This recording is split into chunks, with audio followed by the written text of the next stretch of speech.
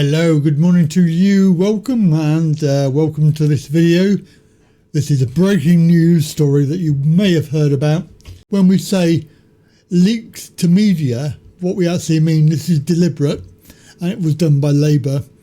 They've actually leaked the information rather than make an official announcement.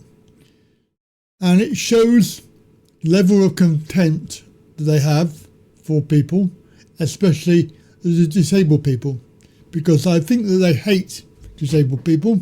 Now, the Canary news outlet has this story. Here we are. Here's the Canary story, and it is basically they're going to cut 6 billion of the disability benefits system, and it's been leaked to ITV. £6 billion of catastrophic DWP cuts, and Labour leaks the story to ITV News. Kendall clearly hates disabled people.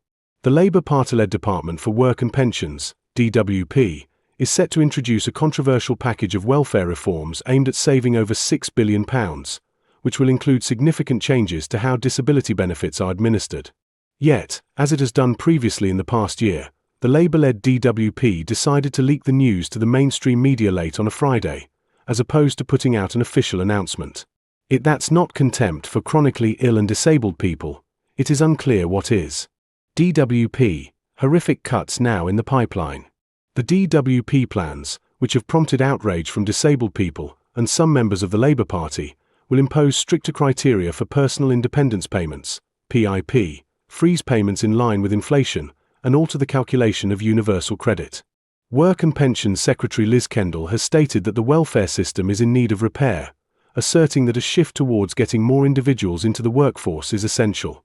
These reforms are characterized by Kendall's false and dangerous belief that many current claimants are not genuinely unable to work, a sentiment she expressed in a recent interview where she stated that some people are taking the mickey. Under the proposed changes, £5 billion is expected to be saved by tightening eligibility for DWP PIP, which is designed to support those with additional costs due to disability. In addition, PIP payments will be frozen next year, meaning they will not increase with inflation, affecting approximately 4 million chronically ill and disabled people. Further alterations include increases to the basic rate of universal credit for those actively seeking employment or in work, while reducing support for individuals judged unfit for work. This, along with the changes to PIP, are perhaps the most vindictive of Labour's plans, intentionally targeting the most chronically ill and disabled people. The government has pledged to reallocate savings from these cuts into a £1 billion investment aimed at bolstering employment support for job seekers with health issues, targeting chronically ill and disabled people. Critics of the DWP plans argue that the measures will have a catastrophic impact on some of the UK's most vulnerable people. On X, people were furious. Dirty, horrible rats. Labour, the murdering. As some people pointed out, DWP PIP is already difficult to get. The Canary recently reported that nearly half, over 330,000, of claims for PIP were rejected last year alone. Individual testimonies illustrate the potential impact of these changes. Carol Vickers, who has multiple disabilities, expressed her concern that the loss of PIP would affect her ability to maintain employment, stating that she feels targeted by government policies aimed at disabled people. As one person pointed out, so that's making the already hard to get PIP even harder to get, and punishing the disabled by taking money off their UC to hand over to the abled. All this despite the DWP losing court cases, and government getting a ticking off from the UN for its treatment of the vulnerable. DWP cuts will kill. As Canary journalist Rachel Charlton-Daly summed up, ITV News has just posted details of the disability benefits cuts. PIP will be harder to qualify for. PIP will be frozen, not rise with inflation. Universal credit rate cut for unfit for work but raised for those looking for work or in work. This is so unspeakably cruel. It is the measure of this Labour government that it would do this. Not only has it gone way beyond the £3 billion of DWP cuts it previously stated it would enact, now doubling that, but this is further than even the Tories plan to go. All while allowing ITV News to run the story as opposed to putting out an official announcement. As Charlton-Daly recently wrote, It was staggering to watch the Tories get worse and worse and worse for disabled people over the years. But perhaps that's also why this has been so soul-crushing, because Labour have been able to do this in such a short space of time. So many people say, give them a chance, it's only been 7 months. Whereas I can't believe it's only been 7 months. If they've created this hostile an environment for disabled people in just the first 7 months, what do the next 5 years hold? And how many of us will still be here to tell the tale at the end of it? Make no mistake, these cuts will result in the deaths of chronically ill and disabled people. The Canary will be monitoring the story as it develops, but for now, it is safe to say that the Labour Party holds chronically ill and disabled people in utter contempt. There'll be no return to austerity under this Labour government. Austerity was incredibly damaging. Of people, it is hard to fathom a life without personal independence payments. They fund wheelchairs, home adaptations, and travel costs, the kind of things that make living and working possible for people with disabilities. Tonight, there is anger and uncertainty after Anushka exclusively revealed the government's full plan for massive welfare cuts. £5 billion will be raised by making personal independence payments much harder to claim, while cuts to universal credit means that even those with the most severe disabilities may lose money. Charities have branded the move catastrophic, and it could cause anger on her own backbenchers, but Rachel Reeves is unlikely to change course. Taking £5 billion out of PIP, that is going to be quite painful. It probably means hitting current recipients as well as new claimants. And obviously that is worrying Labour MPs. Many of them felt that they came in to try to help, people like this. There is someone tonight who said to me, this is not the way to do it. Someone else said, absolutely no. A third MP said, if colleagues are worried about these welfare cuts, we need to start lobbying the Prime Minister now because the budget will be too late. Rishi Sunak actually thought about changing PIP, means testing it. And I saw the advice from his advisors. They told him to step back from the brink because of the terrible optics of hitting, in that case, around 1 million people and taking things like wheelchairs and other aids off them. So it was too much for a Conservative Prime Minister.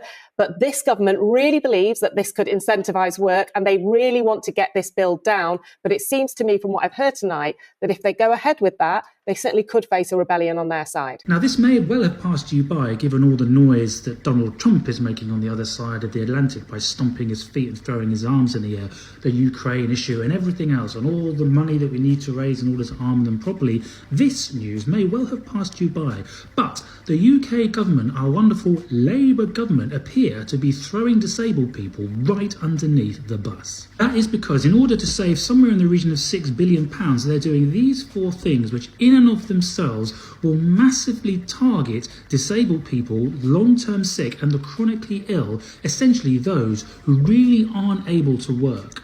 Now, these are all disgusting policies and bear the hallmark of a government which are really punitive and draconian in their treatment of disabled people. But ideologically, the important one is this one here, insofar as that they're raising the basic rate of universal credit. Now, Starmer has said this before, and indeed before him, the Tories, when they were in charge, they said that getting back into work is the main way to, boost productivity and to boost economic growth. But people have tried this for many, many years. It hasn't worked then, and it certainly doesn't work now. So just to clarify, they're going to make PIP harder to qualify for. They're going to freeze PIP for there's no rise in inflation. They're going to increase the UC rate for those in work, but reduce it for those out of work or looking for work. And basically that is the biggest one of all of them. Plus they're going to make it very much difficult for people to get disability benefits. We need help. We need help quickly from anybody, any other country out there that can help us, because this is just going worse and worse and worse every single day. Right, have a good day. We'll see you later for the lovely live stream at 4 p.m. Hello and welcome, and I just want to introduce you to a couple of new t-shirts and mugs that are available on my website.